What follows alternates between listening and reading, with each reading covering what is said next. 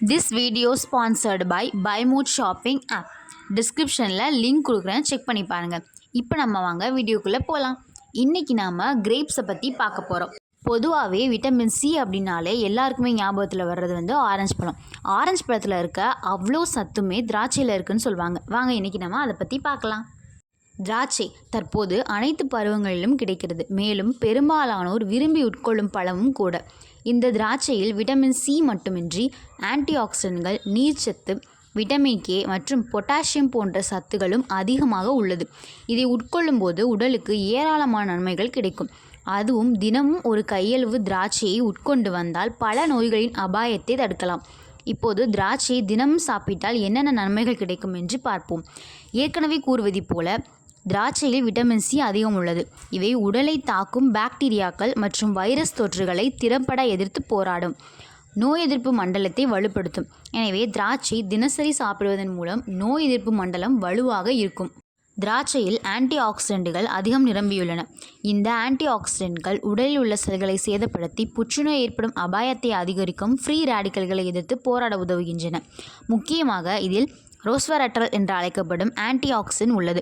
இது புற்றுநோய் செல்களை தடுக்கும் மற்றும் அதன் வளர்ச்சியை அளிக்கும் திறன் கொண்டது. மேலும் திராட்சையில் கேட்டசின்கள், கியூரிஸ்டின் மற்றும் அந்தோனிஷியன்கள் போன்ற புற்றுநோயை எதிர்த்து போராடும் பிற சக்தி வாய்ந்த ஆன்டி ஆக்சிடென்ட்களும் உள்ளன. திராட்சையில் சோடியம் மிக குறைவு.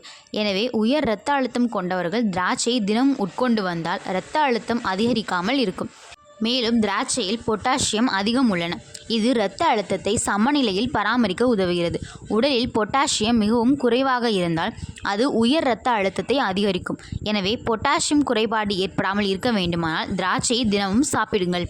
திராட்சையில் உள்ள ரோஸ்வெர்ட்ரால் புற்றுநோயை மட்டும் தடுப்பதில்லை, இதய நோயில் இருந்தும் பாதுகாப்பு அளிப்பதாக ஆய்வுகள் கூறுகின்றன.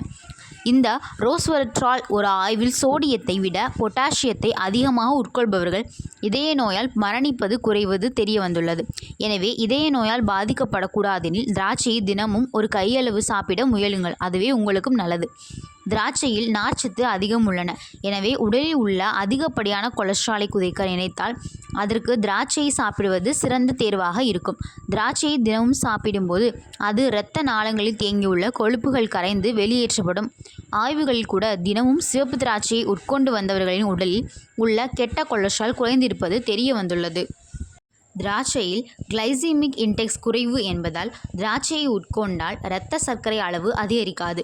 சொல்லப்போனால் திராட்சையில் உள்ள சத்துக்கள் இரத்த சர்க்கரை அளவை குறைப்பதோடு இன்சுலின் சென்சிட்டிவிட்டியை அதிகரித்து குளுக்கோஸை உடல் பயன்படுத்த உதவி புரிவதாக ஆய்வுகள் கூறப்படுகிறது. திராட்சையில் உள்ள ரோஸ்வெர்ட்ரால் உடலுக்கு பல வழிகளில் நன்மை அளிக்கிறது. இந்த சக்தி வாய்ந்த ஆன்டி ஆக்சிடென்ட் ஆக்சிஜனேற்ற அழுத்தத்தை குறைக்க உதவி புரிந்து மூளையில் நேர்மறை விளைவை ஏற்படுத்துகிறது. ஒருவருக்கு அல்சைமர் மற்றும் பர்கின்சன் போன்ற ஞாபக மறதி நோய்கள் ஆக்சிஜனேற்ற அழுத்தத்தால் தான் வருகின்றன. எனவே திராட்சையை தினமும் உட்கொள்வதன் மூலம் மூளை நீண்ட காலம் ஆரோக்கியமாக இருக்கும். ஓகே, இன்றைக்கி நாம் திராட்சையை பற்றின பல விஷயங்களை தெரிஞ்சுக்கிட்டோம். இன்னொரு நாளைக்கு இன்னொரு வீடியோவில் பார்க்கலாம். பாய்.